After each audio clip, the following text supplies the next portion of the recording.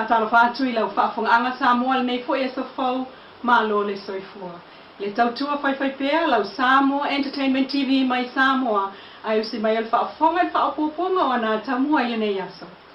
E tasi level mafu angol ngalu inga tu e whaale leia o le whaale lai titi le Samoa ea le wa whai ai nei ka nata. O le saunga le mua tangata whewa ai ai muli mai ai ma le whaamali e ina o le unanga o tangata whewa ai o tupe e maua mai e whaawa wai sea tautua pei tai. Il whamtalanga whala wai tele mai le office o le Samoa ea wo o tuele ngā luenga le vai aso le nei I le tala ta itasi o vaenga o le vaalele ta apena ai mo le vali ai o le sia kia atua o na totonga.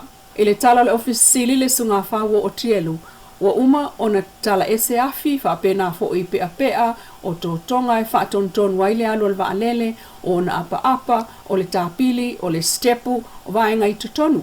Ai ua ngalulu e nei e tala ese le fuel system ma vali apa. Ua se la asanga sili mo le Samoa e ai lan whamtalanga o le saunga le mūlava mo pāsese. O ia ta ua fo I lua tangata pai late mai le Planes and Parts Limited. O le company ka nata na totongi le Samoa e ai avatua le waa mo le ngā ruenga whaale leia o whaia nei ka nata. Talu mai le masina talu ai o me. Ma ngā nulu e whaatasi ai ma le insinia le Samoa ea. I le tāpenanga o le misiona lea e au fiai le whaapipi I o isi tane sua u I totono le waalele mola na malanga umi. E se fulu li mai tūla lea na malanga atuai mai whaleolo I hilo Hawaii. Ma malolo ai le au waa o le itoe lele atu mo ka nata. O iei wha moe e toe taliu mai I taimi e siri ono whewa I ei tangata I le vāo Samoa I a Novema o le tausanga nei. A o tapena I fo I leisi waalele le Twin Otter e avatu I se wa ailalo mō ka nata I le tausanga fau. Februari po o mati e pe ona ta ua le office o le Samoa ea. Ma wha atupe e le Samoa ea wha atasiai ma lana ai ta lafu po sana long. E o lava I whanau sa lea I se amana ia e o lātou mātua ma au ainga. Ma avea o ni whaaluma I o lātou ainga. Ua mamoli atu le lātou whaamanuianga whaapitoa. I le atoanga o le selautau sanga o le koliseo avele le vai so nei. Ina ua whaate ia le lotoa o no nofo maapi ai whanau nei sa wai na matu la fo ina. Ua o atu le wa whaaola ale asosio tama o ngatua yu avele mai Melbourne Australia. The Melbourne Avele College All Pupils Melbourne Akopa. O whanau ia na ave iai le whaamua le Akopa Melbourne I lalo le taitainga le sungan whawhengainga Reverend Kainano. Malatou avatu le poloa inga o se whaamanatu I whanau. Lo latou tāua I luma o whafonga o le atua ma whautua ina e tū mau I lo latou whaamoemoe. Na saunoa Reverend Kainano. I le tolu se fulu tausanga o lonanga lue au auna. O le taimi mua lea wo o mai ai I se no whanga whaapenei ai mai se ai o totonu o Samoa lea o lo o iai. Il whaamtalanga whaalawa I tele mai le SVSG Samoa Victim Support Group. O le asia singa lea mai le Akopa Melbourne o tama wa sina o lato la wao. Ua whaatupulangona I fo I whanau la I tinei lo lato tāua. Ua mawhaio na o atu nei mātua e whaasilisili ia I latou. Ua sami ai le whailoa inga I fia o whai ngā siva ma pese pisenga masani e o fuatua I e whanau o I latou o I le Campus of Hope. Ma sa whaapena foi o na tā pena mai le aumalanga ma la latou foi whaafiafianga I loto whanau. O le pristene ma le sui o le fono fautua le SVSG le sunga a loto tāua palepa sola ese. Na momolia le whaaftai ma le whaamanuia ai o le whaamalo I le Akopa Melbourne. I le angango le awhia ai o whanau o ta uailunga. Ma whaaftaia foi I le seleni tolu wafe. Lea na tau ao mo le whaaua wino le au nanga. E o mai nei, o lo tausi whea wa I lava whanau e tusa o le fitu se fulu mai lea taimi. Pepe e o le sfulu valu tausanga le matua. Tele lava o teine. Talue o lava se avanoa. Mo nisi whanau tama. Ile e iai foi le whaete tenga peitai. Ua iai le whale, mō tina sulu whai ma lato whanau. E whaataltali ai taunu unga o lato mta upu whaapena foi I whanau. Ai olo o iai foi. Ma whanau wale e toi fia foi o lato ainga. Ai o whanau o to la fua ina e mātua. Ma whanau la iti olo o iai la ngona o le whaalumaina o ainga. Ma tausi whaawawa I lava I le lotoa. Olo o whaamoemoe le foi au nanga I tupe mai ai singa ma faala potonga mai fafo ua lua tausanga sosoo talu na tula I mai le fas o avatu iai se vai ngā tupe mo le taimi mua mai le maloe ta I lima sela wafeta live so soani au aunanga ai o sa o se lau tausanga o le a kopa o lo o faaua wai I le vai aso le nei ma moli e tuai ma whamanianga a tato watamua. E nisi o tala, o a fianga o la ngona ma whaai unga whai e le tangata, mai tala whea vea I le autu stala ma le au whaasala lau. Le mafua angon whaatala noanga whaalau I te lea li I ma whai pule le fionga whale ula, ma sina vaenga o le au whaasala lau le vai aso le nei I Samoa. Ina ia whaamanino ai sa I tu o le nuu, ma le lato foitanga I le whaale tonu lea na tupu mai le vastul wai le fionga, I le whaipule ialo au ma se vaenga o lona au ainga e ana le falta avale lea na mu.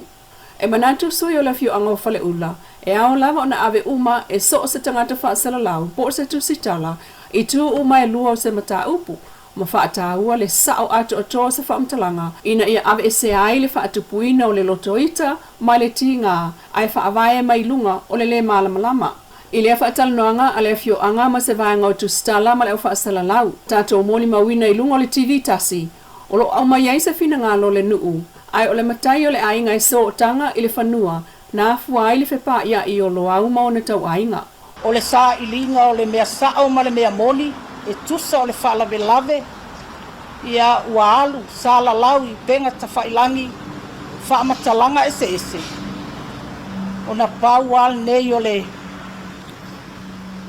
le fioanga, e mawhai o na mau atu ai, se whaamatalanga sao, ma se whaamatalanga moni, na ia whaanofo file mu ai. O te whaatulo watu, I suli ma whioi, o le afio anga nei, e whaasino te tau whanua ma alo le mali e toa, ma o pua tuia ana, tapunuu, whetalainga le tangata fōu, ma le malu whaitolu, o lo o papa a ao, I tue fia o le lalolangi, o tau maa ua, le whaalawe lawe watu, ua sa tia ai, le afionga le toi tau whanua, malona ainga, ai maise, whale ula, e pele so si tama whanau a whale ula. Wa tele whamatalanga ua, la ngona ai le mawhatia o le nu, ua whaau popo mai, le avenga mati ngā I le nu. Ono I lātou o loo, whaia ni whaasala launga I lunga o penga ta whailangi, o le whanua noanga. O le tele o ia whaasala launga I le o sao. O le moli mau o le tamae ana le falta avale lea na susunu, I lana whaatal noanga ma le Samoa Entertainment TV. O le tangata lava na tutongia tupe I le whanua, o ia e ana le nā whanua. Ia maku se sili mai ai rā upo ai. Po ai pule whanua. Ia, le whakolu anga se sili mai ai kia. O kākuro. No? O lo kai punga maro mama rama le pule o whanua. E pule ngata ko ia kupa whanua. O wa kākuru. E ia pule whaamaru ari whai pule. So se mu uam so se nara whakamawhapea. Lang o kiuki o li whai pule. Nā kōkia, wāwa ia ma. Mea ko kingo le ngako. Ele o ainga so se vai niu lava e whapena. Ma lero, mongisong. Ai o ngole wa fili ia le pule sa o ambo vai kongo fitu kongo e pule ia le kari mamino ala. E pule tuna kan ko ia kupa. Ia te mai lo, le si e pule mu. E tai. Ile sa ilinga tu stala ma le whaasalau I se tala ma le fio anga o whale ula. E le fau lea whaafitau li whanua lea. Wa iloane ai foi.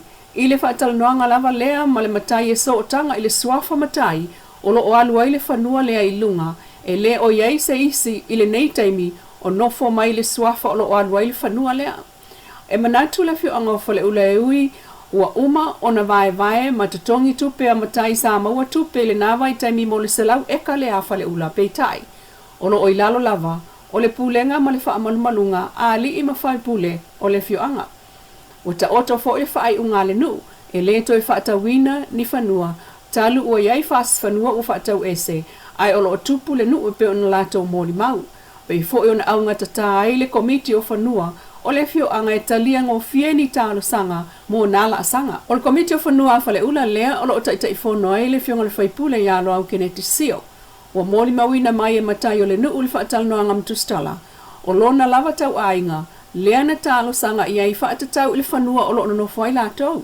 Pei tai, wa ngia le whailo inga tustala ma le nuu, e iai fo isi tangata o lo ono whai lunga o le o ngā ele o lo manatu iai matai whai nuu, e so o tanga fo'i i le whanua lava lea e tasi.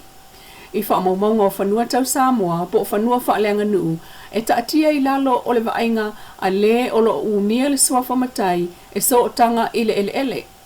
Whaatusa i le whanua umia sa o loto, e pūlea e le tangata e ana le swafa, o ilunga o le pepa o sea whanua. Ma whanua tau le malo, o lo umia lava, ma pūlea e le malo. Peitai, o tā ua le whono le fiu anga o whale ula, e le o senga se o na nafi, po o le aso le mata upu tau le whanua lea na tupu mai ai le whaese inga, i le vā o le whaipule, ma se vaenga o na tau ainga. Ua whaatati ai le whaai unga le nuu, e mū le whoanga, whaasanga i le ainga na mū lo lātou whale taavale. Ina ua tatalo le whaipule i le nuu, ua o atu le mata upu le nei i leo, ai taati ai whaapea. Mai ua fola mai ai nei e sui le fiu anga o whale ula, e fua lava se isi whaai unga le nuu, i le tau nuunga o le mta upo leo o taati atu iai. Ai, ua whaia fo i le ngālue ngā le nuu e fsonswani i leo e saili, po o aina susunuina le whalata avale o le ainga, po o tau ainga lava o le ali i whaipule o le itu malo sa nganga tasi. Whaftai lau whaafonga anga le tautua whaiwhaipea le Samoa Entertainment TV mai Samoa, i le nei fo i tūla, mana tamua. Whaftai fo i le Wendy's design o lo i funga lei, mo le ofu mātango fie, ai whaasoi fo ia.